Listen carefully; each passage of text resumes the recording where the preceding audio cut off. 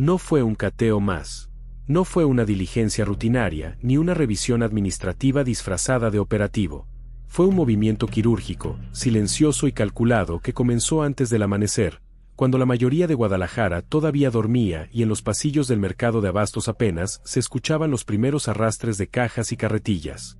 A esa hora, cuando el miedo todavía no despierta del todo, los murciélagos ya estaban en posición. La muerte de Prieto Valencia no había cerrado el capítulo, lo había abierto. Y lo que estaban a punto de encontrar en sus bodegas iba a explicar por qué lo ejecutaron con tanta precisión y por qué alguien decidió que no podía seguir respirando. La orden se dio a las 4 de la mañana con 17 minutos. No hubo sirenas. No hubo convoys visibles. Solo camionetas indistintivos, hombres vestidos de negro y una consigna clara: entrar, asegurar, documentar y salir. El objetivo eran 3 bodegas registradas a nombre de empresas distintas, pero conectadas por una misma coordenada financiera. 2 en la zona industrial del Álamo, una más en Tlajomulco, en una franja donde las naves parecen abandonadas, pero el dinero circula con una puntualidad suiza.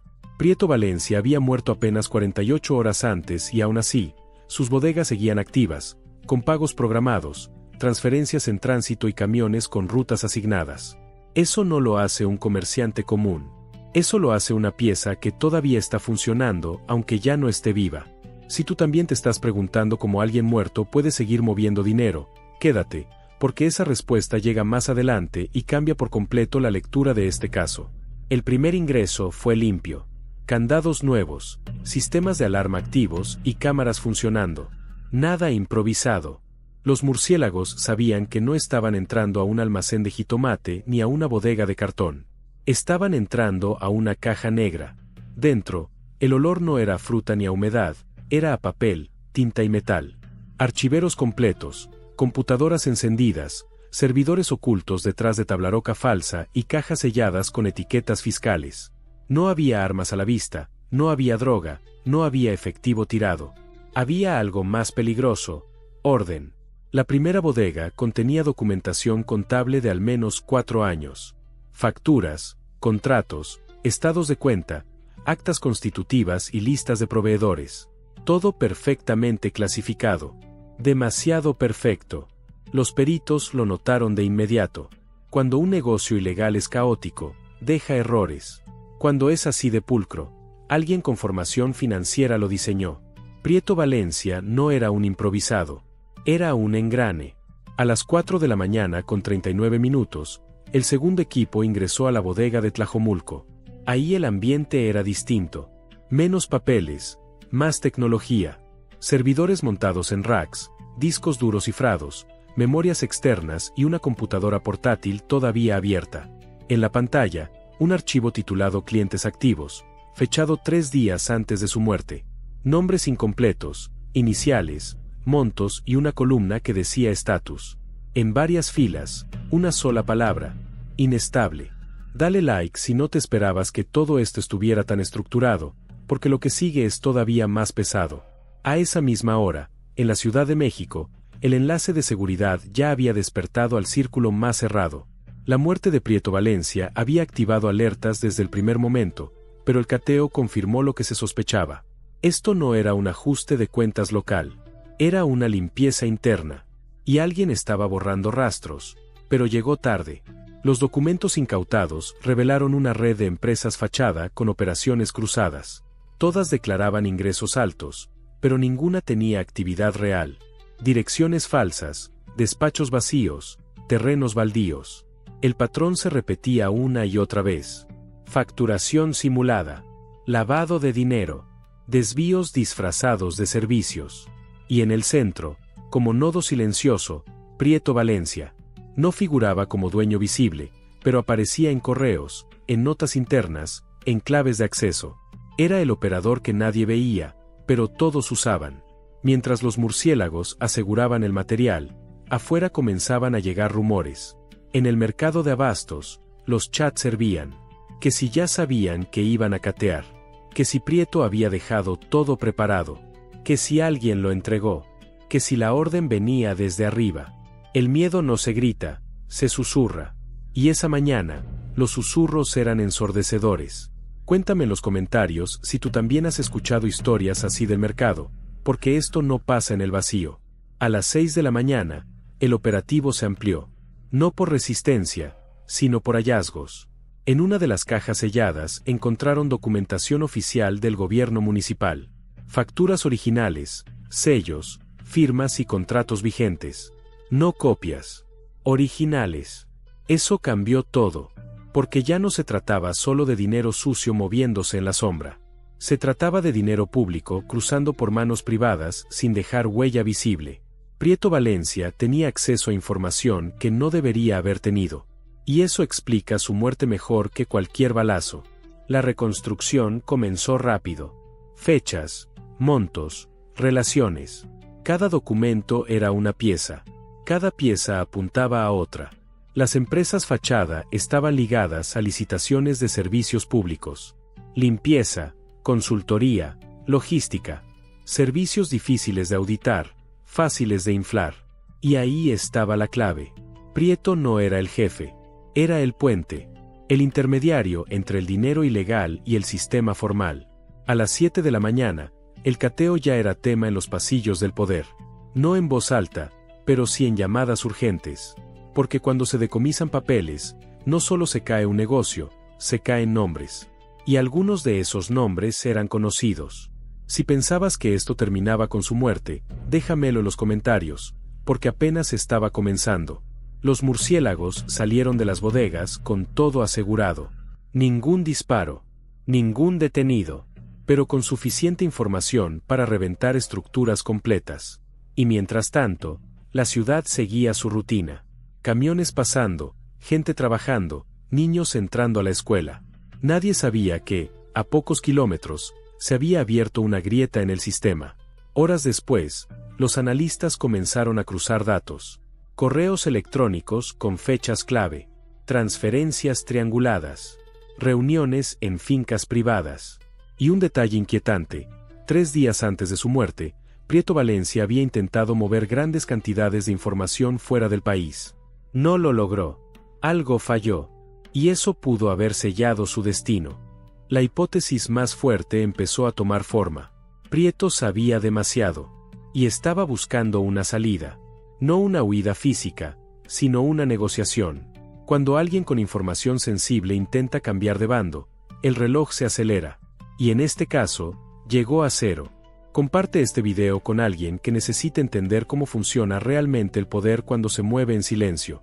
La reacción institucional no se hizo esperar. Se activaron protocolos de enlace. Se pidió apoyo federal.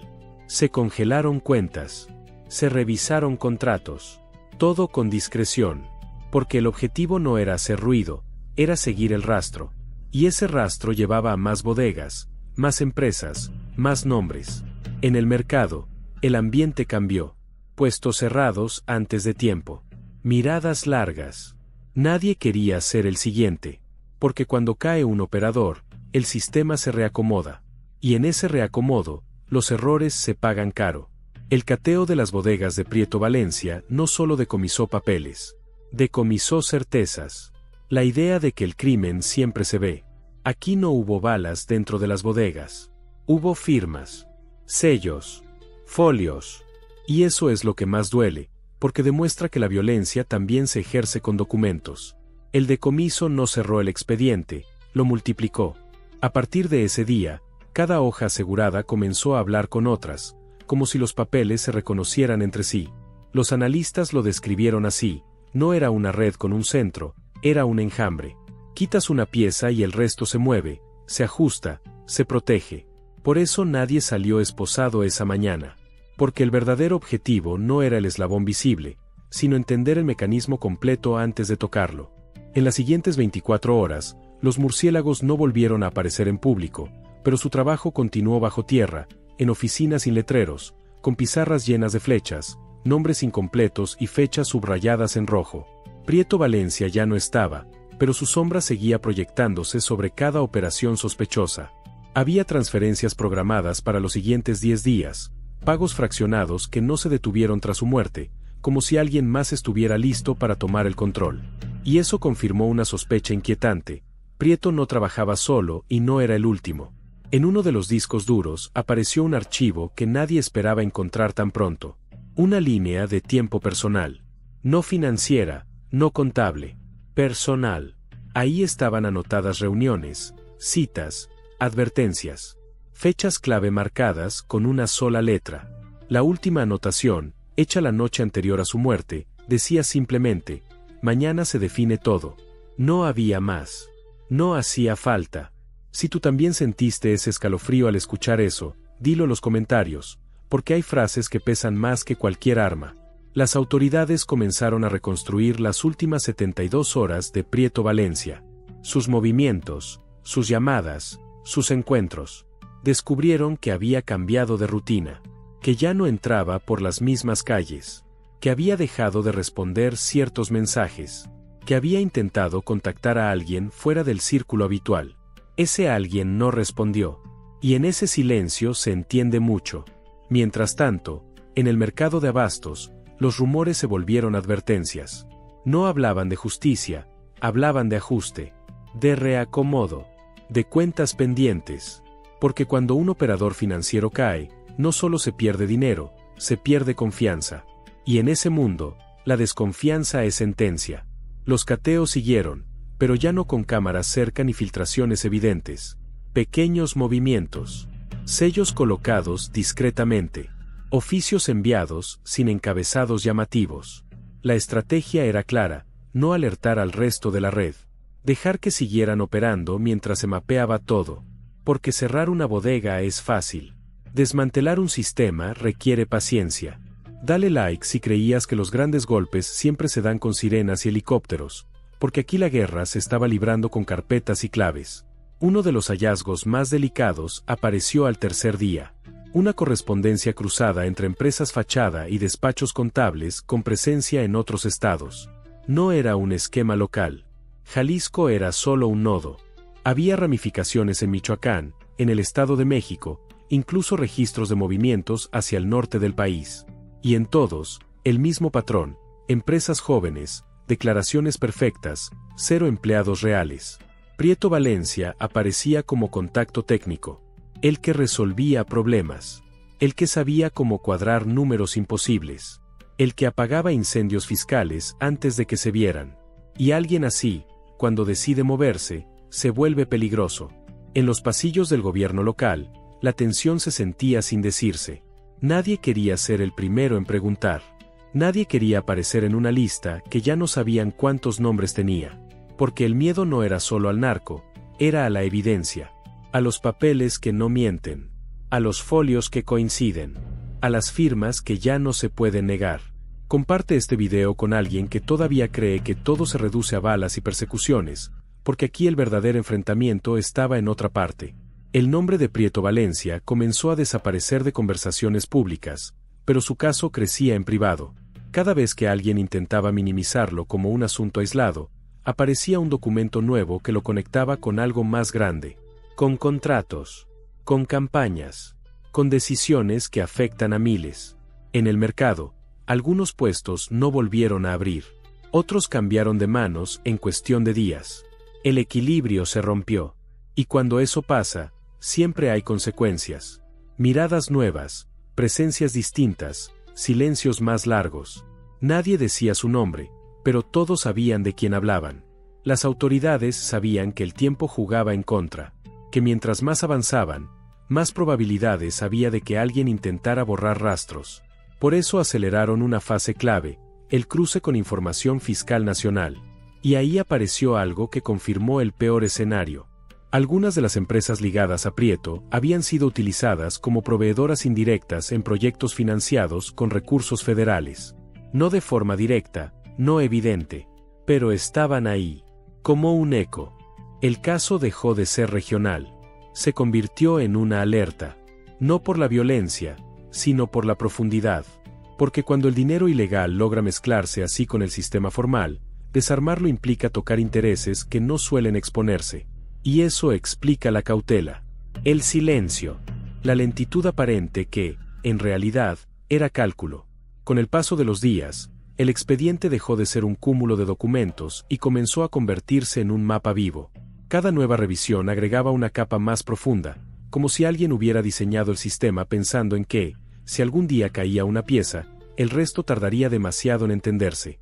Pero esa vez no fue así. La muerte de Prieto Valencia aceleró procesos que llevaban meses gestándose en silencio. Y cuando los murciélagos entraron a sus bodegas, no solo aseguraron papeles, activaron relojes. Uno de esos relojes marcaba el pulso en el ámbito político. Sin comunicados oficiales, sin conferencias, comenzaron a moverse fichas. Asesores que cancelaron viajes, funcionarios que dejaron de contestar llamadas, reuniones privadas que se adelantaron o se suspendieron sin explicación. El miedo no siempre se nota, pero se filtra en las decisiones. Y ahí, en esos cambios sutiles, los analistas encontraron confirmación de algo que ya sospechaban: el caso estaba tocando fibras sensibles. En los días siguientes, la unidad de inteligencia financiera recibió paquetes completos de información. No fragmentos, no resúmenes. Carpetas enteras. El cruce fue inmediato. Cuentas que parecían limpias comenzaron a mostrar transferencias cruzadas, montos redondeados, pagos recurrentes sin justificación operativa. Empresas que facturaban millones sin empleados registrados. Y otra vez, el nombre de Prieto Valencia aparecía como punto de contacto, como enlace, como solucionador de problemas. Si tú también pensaste que alguien así no opera sin protección, cuéntamelo en los comentarios, porque esa es la pregunta que nadie quería hacer en voz alta. Mientras tanto, en Tlajomulco, la bodega cateada permanecía sellada. Nadie entraba, nadie salía. Pero en el entorno, el movimiento era evidente. Vehículos desconocidos rondando. Personas preguntando demasiado. Intentos discretos de recuperar información que ya no estaba ahí. Eso confirmó otra cosa: lo decomisado tenía valor, y no solo para las autoridades. La investigación avanzó sin prisa, pero sin pausa. Se reconstruyeron flujos de dinero año por año. Se identificaron picos coincidentes con licitaciones públicas. Se detectaron pagos fraccionados diseñados para no levantar alertas automáticas. Todo hablaba de un conocimiento técnico profundo. Prieto Valencia no improvisó. Aprendió. Y alguien le enseñó. En el mercado de abastos, la normalidad era solo aparente. Los pasillos seguían llenos, las ventas continuaban, pero el ambiente era otro. Nadie hablaba de él, pero todos lo sentían. Porque cuando alguien que parecía intocable cae, la pregunta no es por qué cayó, sino quién sigue. Y esa pregunta pesa más que cualquier operativo. Dale like si tú también notas cómo el miedo cambia la rutina de un lugar, porque eso es algo que no se ve en los reportes oficiales, pero se vive todos los días. Una semana después, se produjo un movimiento clave. No hubo anuncio, no hubo titulares grandes. Solo un dato que pasó casi desapercibido: varias empresas ligadas indirectamente a Prieto Valencia dejaron de operar de forma simultánea. Cuentas congeladas. Actividades suspendidas. Contratos en revisión. Fue un golpe silencioso, pero preciso. El sistema comenzaba a cerrarse sobre sí mismo. Ese mismo día, un testimonio llegó a manos de los investigadores. No una confesión formal, sino una declaración de contexto. Alguien que había trabajado cerca, que había visto de lejos, que entendía el mecanismo. Confirmó lo que los papeles insinuaban: Prieto Valencia era el intermediario entre estructuras criminales y actores del mundo empresarial. No decidía, ejecutaba. No mandaba, conectaba. Y cuando dejó de ser confiable, se volvió prescindible. Comparte este video con alguien que crea que el crimen siempre tiene un solo rostro, porque aquí las caras eran muchas y ninguna llevaba pasamontañas. Las piezas comenzaron a encajar con mayor claridad. La ejecución de Prieto no fue impulsiva. Fue una decisión tomada después de detectar movimientos irregulares, intentos de negociación, tal vez un amague de salida. En ese mundo, la traición no siempre es real, a veces basta con la sospecha. Y eso basta para dictar sentencia. El impacto social del caso empezó a sentirse con más fuerza. No en marchas ni protestas, sino en conversaciones cotidianas. En la pregunta que se repetía en taxis, en tiendas, en casas: si a alguien así lo eliminaron, ¿qué nos espera a los demás? Porque Prieto Valencia no era un capo mediático. Era alguien que convivía, que saludaba, que parecía parte del paisaje. Y eso inquieta más que cualquier figura lejana. Las autoridades lo sabían. Por eso cuidaron cada paso. Sabían que un error podía desatar pánico, o peor, alertar a quienes todavía no habían sido detectados. El objetivo ya no era solo esclarecer una muerte, era contener una red antes de que reaccionara. El silencio oficial se prolongó más de lo que muchos esperaban, y ese silencio no fue vacío, fue trabajo. En oficinas sin ventanas, equipos completos revisaban línea por línea lo decomisado en las bodegas, buscando no solo delitos evidentes, sino patrones. Porque cuando el dinero ilegal se vuelve rutina, deja huellas que solo se ven cuando se observa el conjunto. Y ahí, en esa visión panorámica, apareció algo que no estaba en los primeros informes, una lógica de control. Prieto Valencia no solo movía dinero, administraba tiempos.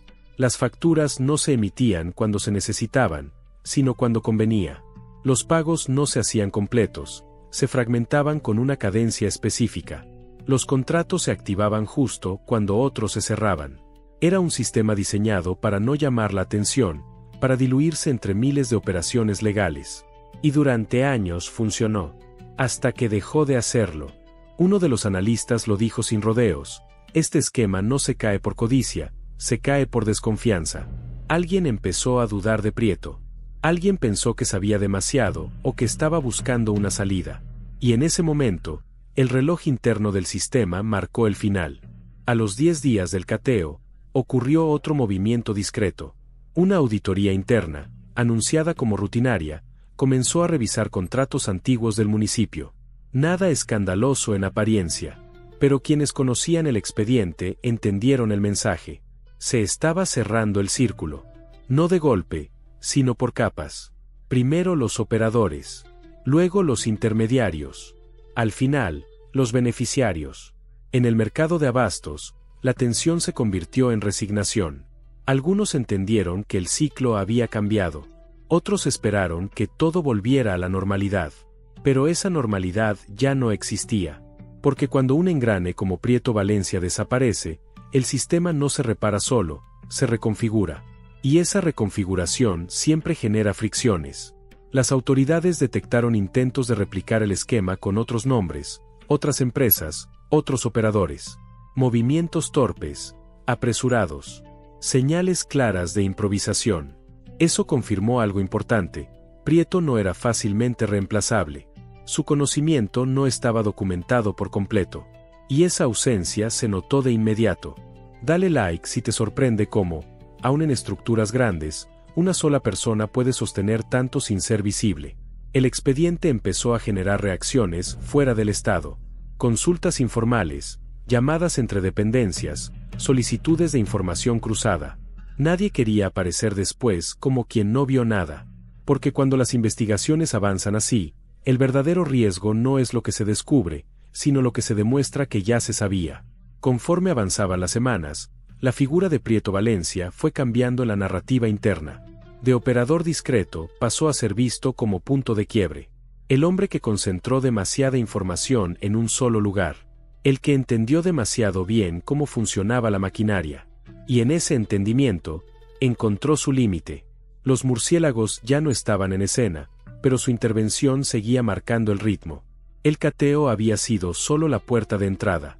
Lo verdaderamente pesado vino después, en silencio, en escritorios, en cruces de datos que no hacen ruido, pero hacen historia. Comparte este video con alguien que piense que la violencia siempre es visible, porque aquí el golpe más fuerte no fue el de las balas, fue el de los documentos. El caso Prieto Valencia comenzó a ser utilizado como referencia interna, como advertencia, como ejemplo de lo que ocurre cuando los mundos se mezclan demasiado, cuando el crimen necesita del sistema y el sistema se acostumbra al crimen. Esa costumbre es la más peligrosa, porque normaliza lo que debería alarmar. Y mientras tanto, la ciudad siguió, con su tráfico, sus prisas, sus rutinas. Pocos recordaban ya el nombre de Prieto en voz alta, pero su ausencia se sentía en los movimientos, en las decisiones que se postergaban, en los acuerdos que ya no se cerraban tan fácil, porque alguien que conectaba piezas ya no estaba ahí para hacerlo.